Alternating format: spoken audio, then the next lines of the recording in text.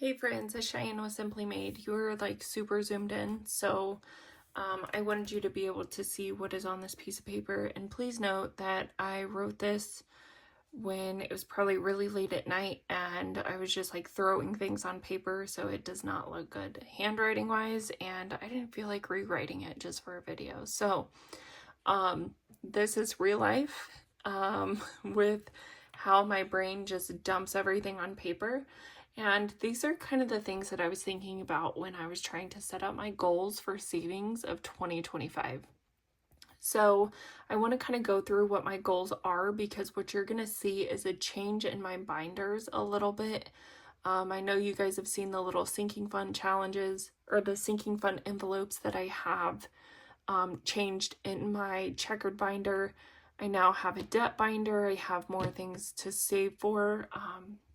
So I kind of want to go over those just so that you guys are aware, and then also encourage you guys to do a goal setting for 2025 for savings. Now, these could be goals that are feeling really far away, right? Like if you want to save thousands and thousands of dollars, you might be like, there's no way. You know what? The first step is to make the goal. The second step is to try your hardest. And the third step is to achieve it. Now, you might not achieve it in the timeline that you were hoping for, but with consistency, you will achieve it. So just keep on pushing. So for 2025, I've set goals that I feel like should be attainable if everything stays the same in my budget.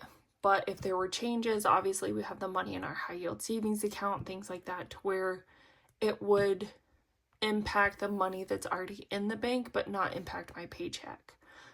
So things might have to change, but for right now, these are kind of my main goals of 2025.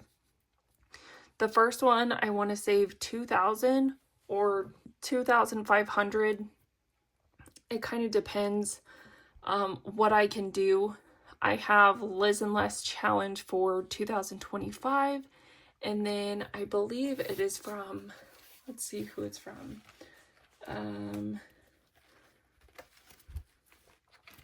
So I have a section for braces in my binder, and again, I made this dashboard. If you guys are interested in something dental wise, I can obviously change the name and put it on Ko-fi.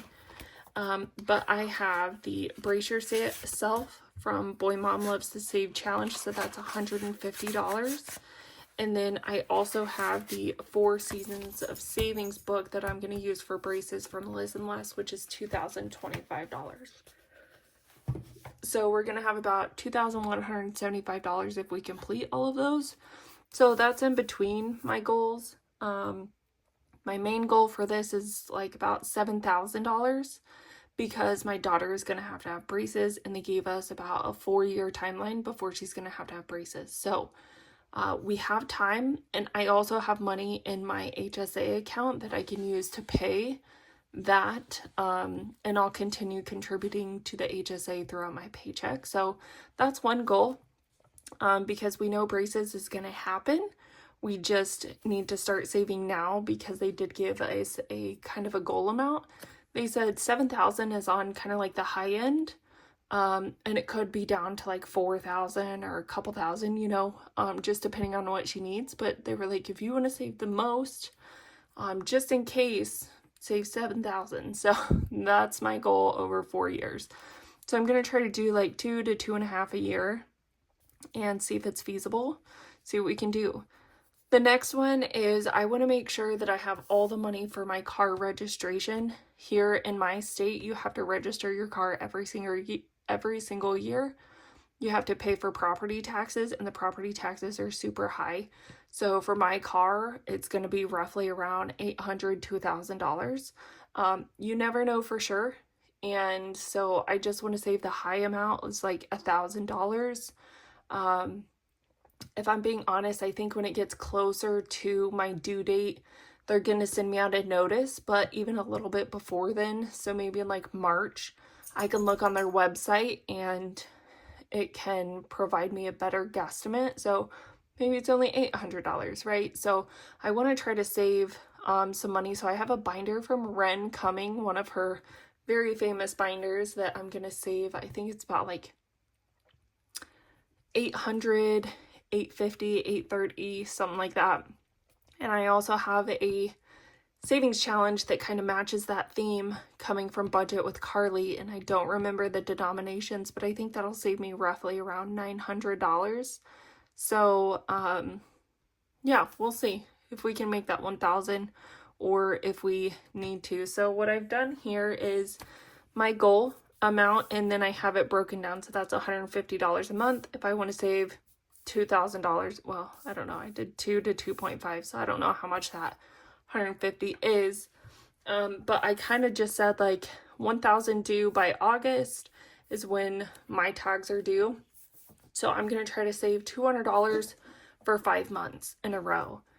And so the 5th month would be what, May? So by May, I should have this fully funded, and then I can take that $200 a month and put it to something else. Our next one is saving for debt. This one is going to be a really big focus of mine this year. I focused last year on saving for vacation because our families never went on a big vacation. Now, of course, we've went like out of state and done things with other people and done smaller trips, but nothing like a extravagant family vacation. So that's what this year was focused on with my 100 envelope challenge. And now in 2025, I want to focus on saving on debt. Now, the debt that I have, my car is taken out through every single paycheck. So I'll just continue to pay that loan. But my student loan debt is at 0% interest and $0 minimum payment due right now. So what I want to try to do is save $4,000 for my student loans. Now, it might change to like wanting to pay off my car first, right? Not sure, just guesstimating. And so I'm going to try to gauge to save between $350, this one says $360 to $500 a month. Just kind of depending on our needs and what we can do that month for the budget. But every year in July, my loan gets reassessed for my income, and if I can pay it back and how much they're going to charge me a month.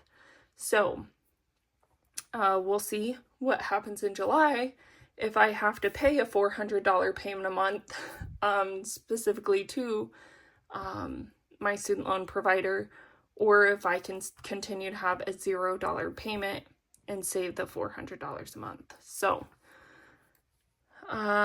next, I'm going to try to pay $100 more a month on my car loan, which means my payment would be $830 a month. I'm really trying to pay off debt in general, and those are the only 2 items of debt that I have. So paying $100 more on my car loan would make me pay it off faster, of course, and less interest, and be able to save that money that I get for my paycheck each month instead of having to, spend $730 a month on a car. That is very expensive. Now, I do have a really good credit score and I got a really good interest rate, but my car is expensive. So that's why it's so high. But we're going to continue to pay it down. And the next one is try to save 6 months worth of car insurance. And I'm just guesstimating that it's like $1,056 for 6 months.